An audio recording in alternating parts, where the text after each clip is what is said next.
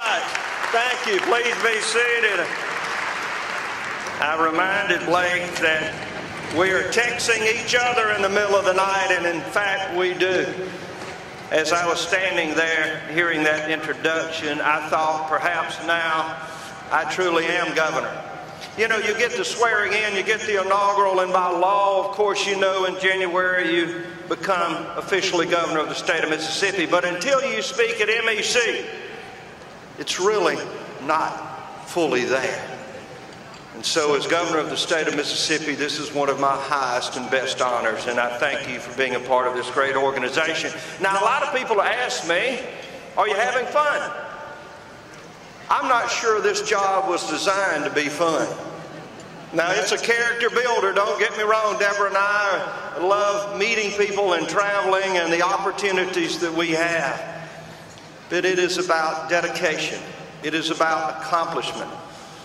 Yesterday, we were on the Mississippi Gulf Coast. As you heard earlier, the great Infinity Science Center was opened there. I was there with the great American hero Fred Hayes and Jim Barksdale and so many people from up and down the Mississippi Gulf Coast. You would think that you were in the Aerospace Museum in Washington, D.C.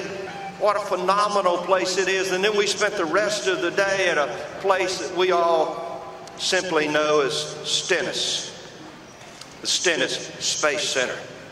Remarkable as we see everything from aircraft to jet engines being tested there to the engines that will put man towards Mars in the future. Now, we all knew, and it was quoted as the head of NASA yesterday saying, I'm not sure, as back in the 1960s when President Kennedy challenged us with putting a man on the moon and bringing him back safely. They said then, I'm not sure when that will happen, but I know when you get to the moon, you're going to have to start in Hancock County.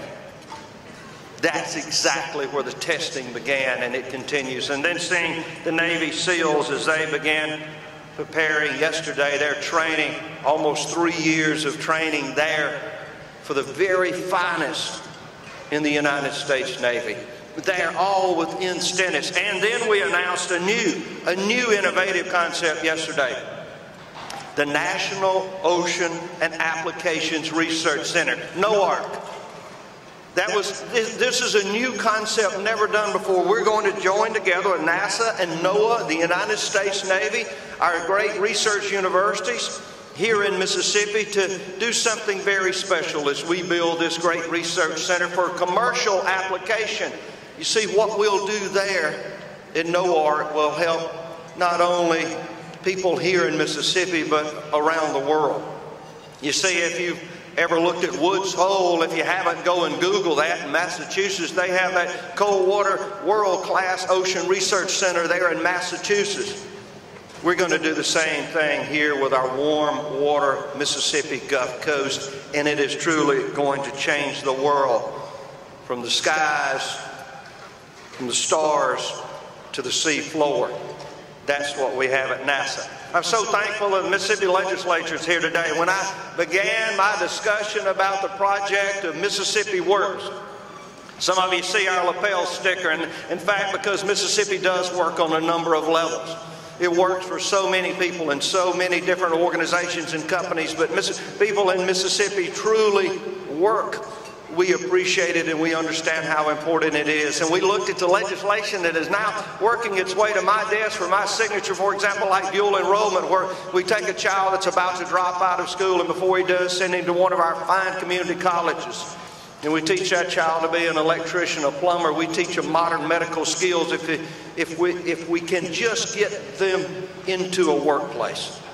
If we can get that individual a job, as Blake said earlier, it changes everything. Dual enrollment has passed the House and the Senate and is on the way to my desk. The Mississippi Small Business Regulatory Flexibility Act, a big name. But it is going to be a commission that's going to look at every regulatory act in the state of Mississippi and determine if it's job friendly. And if those regulations are harming somehow the creation of jobs in Mississippi, we're going to do away with them. We're going to amend it. That bill has passed the House and the Senate. It is on the way to my desk. The Energy, Sustainability, and Development Act.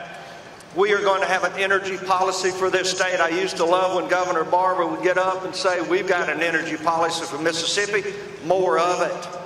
And that's exactly what we have. But the diversity of the energy that we have here, from everything from natural gas to, as just the other day we were hearing about the expansion of Kior, the new biofuel center of excellence within this bill, and then sustainability. How do we go about making sure that we're using our energy to the best use? How do we understand that if we go out and incentivize businesses to help with their energy consumption, they may be able to put that money back into jobs, back into the workplace. And of course, the Mississippi Healthcare Industry Zone Act. I don't think there's anything I've ever done as Lieutenant Governor and now Governor that could be more important than this. As we talk about that medical corridor that reaches from airport to airport, from across Rankin County down Woodrow Wilson, where we take an industrial zone, if you will, and overlay it with those great hospitals. Now, this doesn't just work in the metro area. It will work efficiently here. But as we look at Houston, Texas, as we look at Nashville, as we look at Orlando and San Diego, this industry of necessity in healthcare is going to create thousands of jobs, high-tech jobs in the medical community that will be right here in the metro area, but also in Meridian and on the Gulf Coast and in Tupelo and throughout the state of Mississippi and Hattiesburg. We can grow a medical state. Now you say, do we need that many hospitals? Do we need that many doctors? Do we need that much advanced medical care? Look around. The baby boom generation is going to demand it. And if we don't have it here, they will see, our Mississippians will seek health care elsewhere. Finally, the Mississippi Works. You may see on the screen a logo that we've developed. A lot of us have a little lapel sticker here today. It's the international sign for a man at work. Immediately when you see this, you will know here in the state of Mississippi, we are prepared to go to work in a high-tech new world. Whether it's NASA or Toyota or Severstal or Kior or many of the thousands homegrown small businesses across Mississippi, we want to send out a simple message that Mississippi works. It's being chaired by two of my dear friends, Jim Barksdale, who's also doing double duty as head of MDA, and Bill Lampton that's here today. Those two great men are going to help lead Mississippi Works into the future to make sure that we've got every opportunity for my children and your children to have a job. Not only a job, not just a place to work, but a career here in Mississippi. I said in my inaugural address that a vision without action is just an illusion. With Blueprint Mississippi, we have the vision. Let us now commit ourselves to taking action. Thank you so much for being here today and what you do. God bless you. Thank you.